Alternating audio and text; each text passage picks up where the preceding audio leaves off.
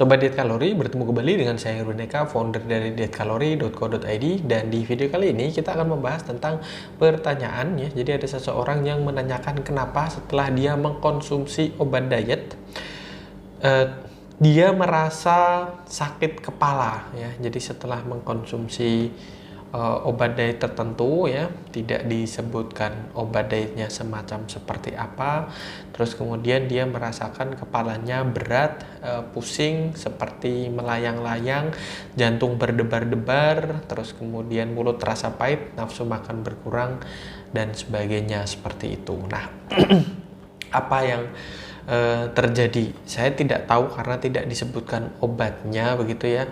Dan beberapa obat diet gitu ya, sebelum dikonsumsi seharusnya memang harus dipastikan dari produsen yang jelas, terus kemudian bahan-bahannya dijelaskan secara lengkap di sana, dan mungkin ada kontraindikasi, ada efek samping dan sebagainya harus dijelaskan, dan yang pasti harus sudah terdaftar di BPOM seperti itu. Ini sebagai tanda bahwasanya dia sudah menjalani serangkaian tes dan dinyatakan aman untuk diedarkan. Dan banyak juga begitu ya produsen yang nakal, yang jahat begitu ya, yang mencantumkan BPOM palsu. Jadi bisa dicek ya di websitenya BPOM, terus kemudian dipastikan juga ya benar dengan yang ada di cantumkan di produk kemasan tersebut sesuai dengan apa yang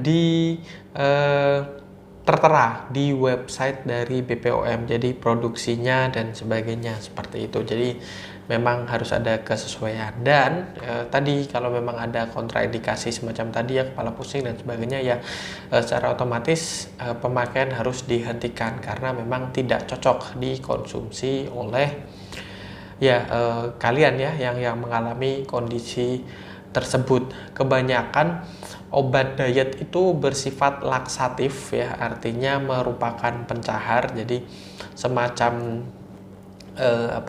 membuat buang air besar itu menjadi lancar. Biasanya yang banyak sekali terganggu itu berkaitan dengan sistem pencernaan. Ada yang sampai diare, mulas-mulas, ada yang mual, muntah dan sebagainya. Kalau yang pusing juga ada, mungkin karena ada kandungan di dalamnya yang mungkin berkaitan dengan tekanan darah, mungkin ya ketika mengkonsumsi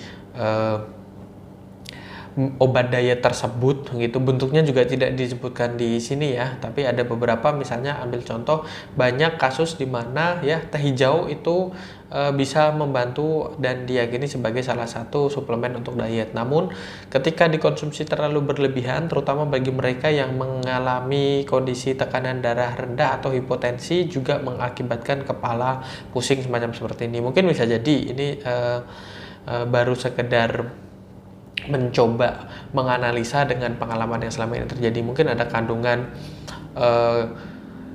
teh hijau mungkin, atau mungkin mengandung kopi juga. Kafeinnya itu bisa membuat jantung berdebar, kepala pusing dan sebagainya. Dan kafein memang punya efek membuat perut terasa lebih kenyang dan tidak ingin untuk mengkonsumsi makanan secara berlebih. Namun yang pasti ya, yang harus benar-benar dilakukan adalah menghentikan penggunaan konsumsi obat tersebut, terus kemudian beristirahat yang cukup, mengkonsumsi makanan yang bergizi ya, terus kemudian hindari makanan yang terlalu manis, makanan yang terlalu asin, makanan yang terlalu mengandung banyak minyak, lemak, terus kemudian minum banyak air putih. Itu juga cukup penting ya untuk membuat kandungan-kandungan yang dari obat diet yang diminum itu supaya bisa diekskresi atau dikeluarkan oleh tubuh melalui urin. Jadi yang sebetulnya dibutuhkan untuk menurunkan berat badan itu bukan berupa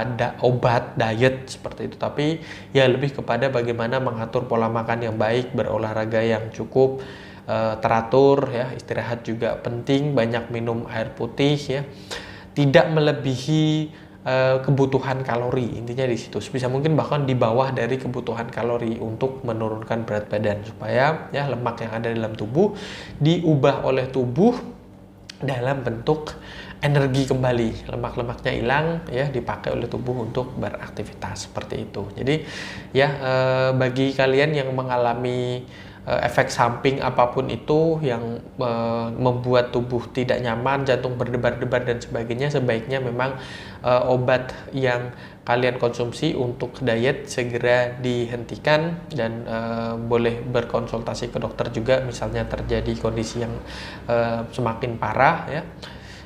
Dan ya, semoga bermanfaat ya video ini. Jangan lupa like, comment, dan share serta subscribe dan follow sosial media kami yang ada di bawah ini. Dan sampai bertemu kembali dengan saya Erwin Eka dari dietkalori.co.id.